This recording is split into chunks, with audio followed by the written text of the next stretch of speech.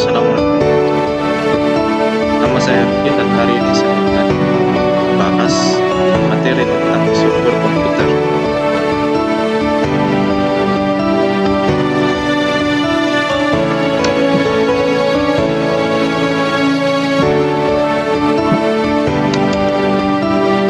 Untuk pokok pembahasan, yang pertama ialah mengembangkan perangkat lunak, kedua perspektif industri, 3 abad pabrik perangkat lunak, 4 daya saing perangkat lunak, 5 perangkat lunak, 6 karakteristik perangkat lunak, dan 7 komponen perangkat lunak, dan 8 aplikasi perangkat lunak. Yang pertama ialah mengembangkan perangkat lunak. Saat ini, perangkat lunak memiliki 2 peran. Di satu sisi berfungsi sebagai sebuah produk dan di sisi lain sebagai kendaraan yang menggunakan sebuah produk. Sebagai produk, perangkat lunak mengandalkan potensi perhitungan yang dibangun oleh perangkat lunak komputer.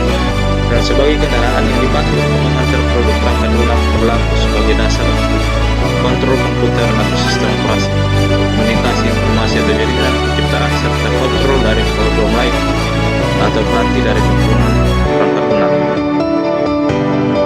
Pada masa awal era komputer, perangkat keras dengan tujuan umum menjadi hal yang biasa. Mata perangkat lunak dirancang secara khusus untuk aplikasi tertentu saja dan hanya memiliki area industri yang terbatas. Produk perangkat lunak atau program yang dikembangkan untuk dijual kepada satu pelanggan atau lebih masih langka. Kebanyakan perangkat lunak dikembangkan oleh atau organisasi yang sama pada era ini, tidak ada pendokumentasian. Kemudian di era kedua, evolusi sistem komputer melingkupi dekade pertengahan tahun 1960 dan 1990-an. Lebih lengkapnya dapat kita lihat pada tabel berikut.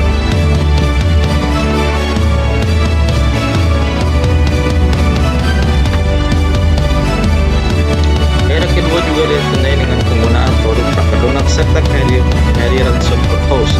Era ketiga, evolusi sistem komputer dimulai pada pertengahan tahun 1970-an dan berlangsung lebih dari satu dekade penuh. Sistem terdistribusi multi komputer yang masing-masing untuk melakukan operasi secara konkuren dan berkomunikasi satu dengan lain.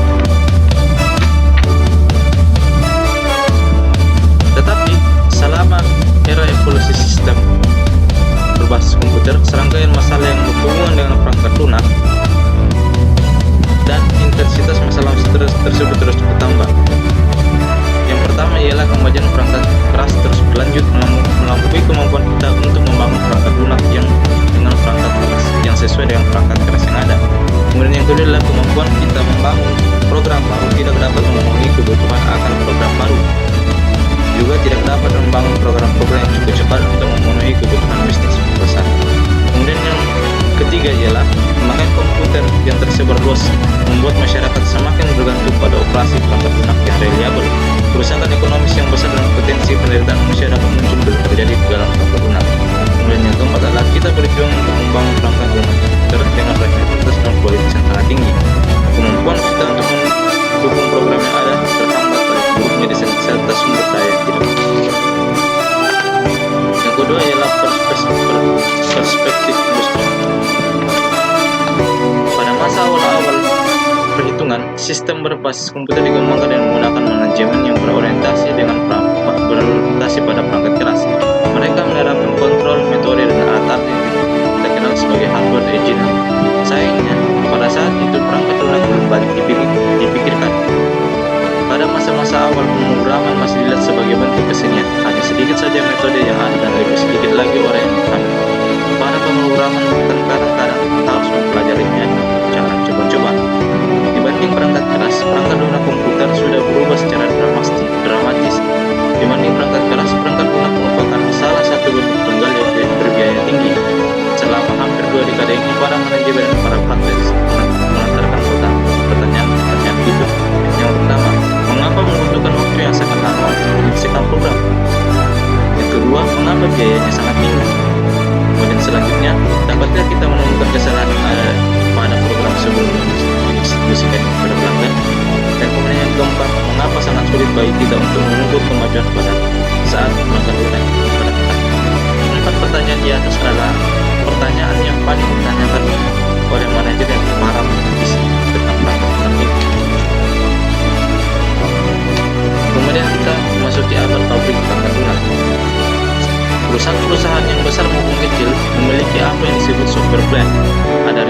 aplikasi berbasis perangkat lunak dengan kondisi kritis yang sangat perlu diperbarui.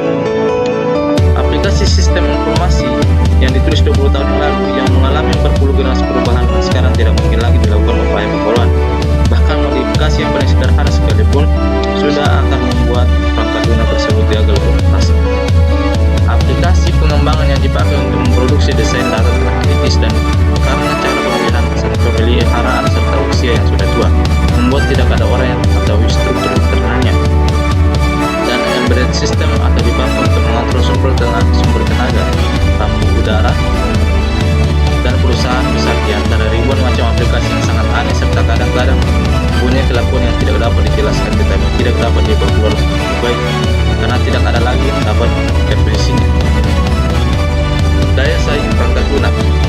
Sekarang perangkat lunak sudah menjadi lahan yang sangat kompetitif. Perangkat lunak yang dulu dibangun secara internal dalam komputer sekarang sudah dapat diproduksi secara terpisah. Salah satu dari produsen perangkat lunak ialah Microsoft. Gambaran tentang perangkat lunak dalam sebuah buku teks mungkin mengambil bentuk berikut. Perangkat lunak adalah 1.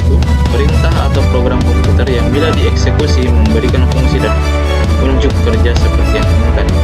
2. Struktur data yang memungkinkan program memanipulasi informasi secara proporsional. Dan 3. Dokumen yang menggambarkan operasi dan kegunaan program. Karakteristik perangkat lunak. Perangkat lunak lebih merupakan elemen logika dan bukan merupakan elemen sistem fisik. Dengan demikian, perangkat lunak memiliki ciri yang berbeda dari perangkat keras. Yang pertama, perangkat lunak dibangun dan dikembangkan, tidak dibuat dalam bentuk yang klasik atau fabrikasi. Biaya untuk perangkat lunak dikonsentrasikan kepada pengembangan. Hal ini berarti proyek perangkat lunak tidak dapat diatur sesuai seperti pengaturan proyek-proyek pemanufakturan. Yang kedua, perangkat lunak tidak pernah usang. Perangkat lunak tidak rentan terhadap pengaruh lingkungan yang merusak yang menyebabkan perangkat keras menjadi usang. Selama hidupnya, perangkat lunak mengalami perubahan atau pemeliharaan. Aspek lain dari keusangan menggambarkan perbedaan antara perangkat keras dan perangkat lunak.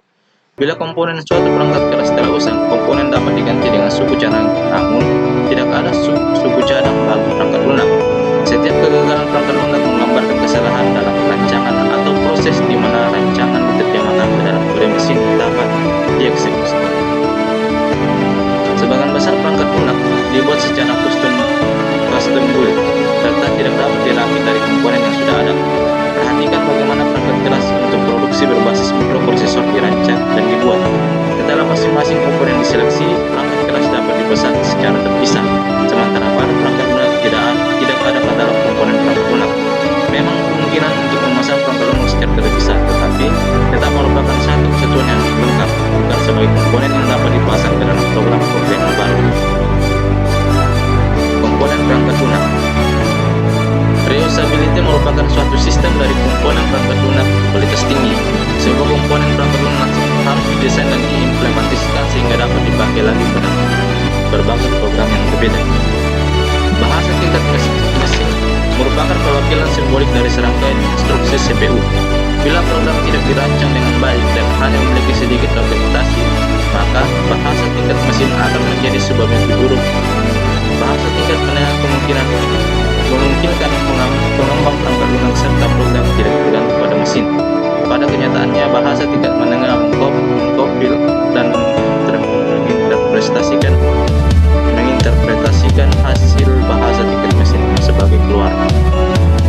Kode mesin, bahasa assembly atau tingkat mesin, dan bahasa pemrograman tingkat menengah sering disebut 3 generasi bahasa komputer. Yang pertama, dengan bahasa-bahasa tersebut, pemrograman harus melihat hasil dengan baik kekhususan struktur informasi maupun kontrol pemrograman itu sendiri.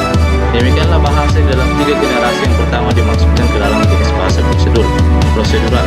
Bahasa generasi keempat juga disebut sebagai bahasa non-prosedural, menggerakkan pengembang perangkat lunak untuk mengkhususkan pada detail prosedur. Aplikasi perangkat lunak. Perangkat lunak dapat diaplikasikan ke berbagai situasi di mana serangkaian langkah prosedural seperti algoritma telah didefinisikan. Kandungan informasi dan determinasi merupakan faktor penting dalam menentukan sifat aplikasi perangkat lunak. Konten mengarah kepada arti dari dan bentuk dari informasi yang masuk keluar.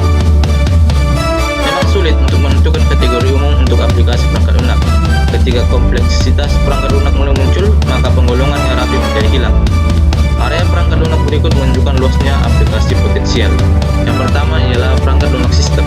Perangkat lunak sistem merupakan sekumpulan program yang ditulis untuk melayani program-program yang lain, baik perangkat lunak sistem bisa populer, editor, dan utilitas untuk file.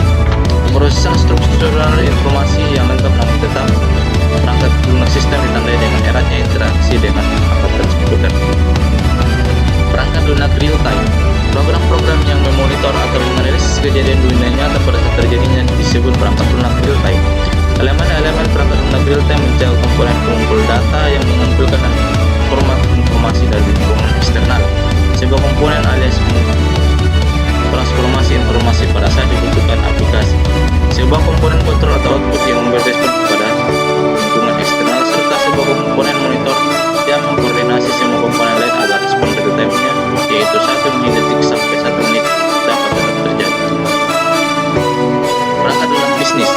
Perangkat lunak bisnis sistem listrik, contohnya payroll, account receivable, payable, inventory, dalam mengembangkan perangkat lunak sistem informasi manajemen (MIS) yang mengakses satu atau lebih database besar yang berisi informasi bisnis. Aplikasi perangkat lunak bisnis juga meliputi penghitungan klien atau server serta penghitungan interaktif, misal pemrosesan transaksi point of sale. Kemudian perangkat lunak teknik dan ilmu pengetahuan. Perangkat lunak teknik dan ilmu pengetahuan ditandai algoritma number crunching.